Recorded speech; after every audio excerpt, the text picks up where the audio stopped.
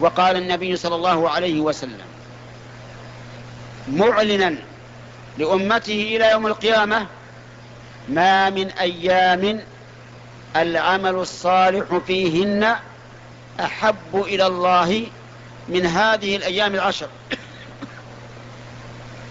اسمع: ما من أيام العمل الصالح فيهن أحب إلى الله من هذه الأيام العشر.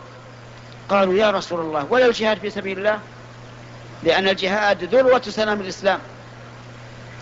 قال: ولا الجهاد في سبيل الله إلا رجل خرج بنفسه وماله فلم يرجع من ذلك بشيء، يعني خرج مجاهدا في سبيل الله فقتل وعقر جواده وأخذ ماله.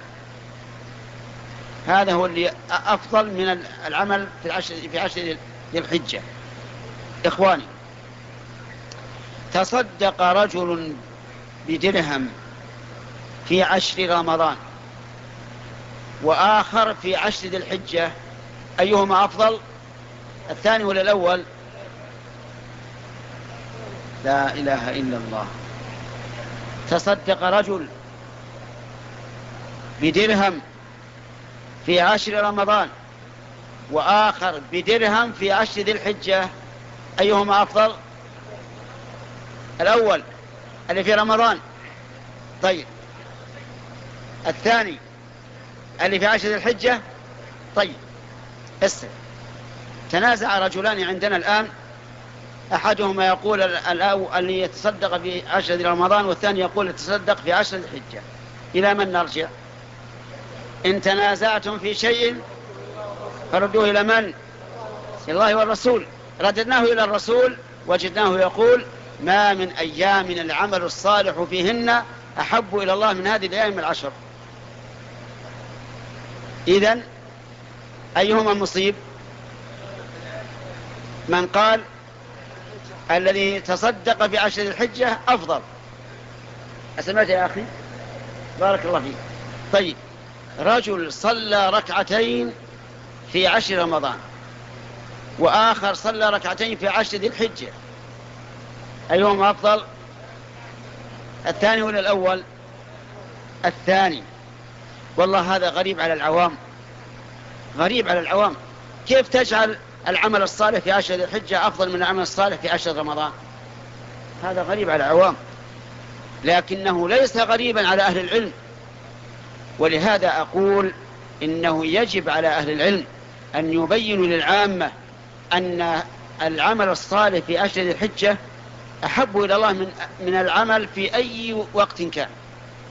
وهذا مجهول للعوام لأنهم لا يذكرون به إلا قليلا. طيب، رجل قال سبحان الله والحمد لله ولا إله إلا الله والله أكبر في 10 ذي الحجة، وآخر قالها في 10 رمضان، أيهما أفضل؟ أيهما أفضل؟ الأول. أي نعم، الأول. وعلى هذا فقس. ومن ذلك أيضا بر الوالدين. بر الوالدين واجب.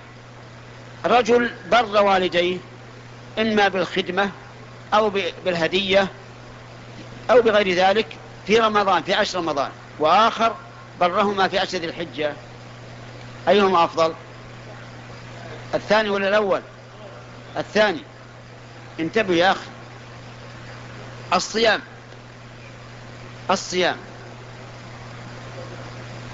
رجل صام في رجب وآخر صام 10 ذي الحجة، أيهما أفضل؟ الثاني ولا الأول؟ الرجل صام في رجب وآخر في 10 ذي الحجة، الثاني ولا الأول؟ الثاني. ليش ما مثلت في رمضان؟ ما قلت صام في رمضان وآخر في الحجة؟ لأن رمضان فرض ما في إشكال، والفرض أفضل من النفل. طيب، إذن صيام ذي الحجة 10 ذي الحجة من العمل الصالح المحبوب إلى الله عز وجل.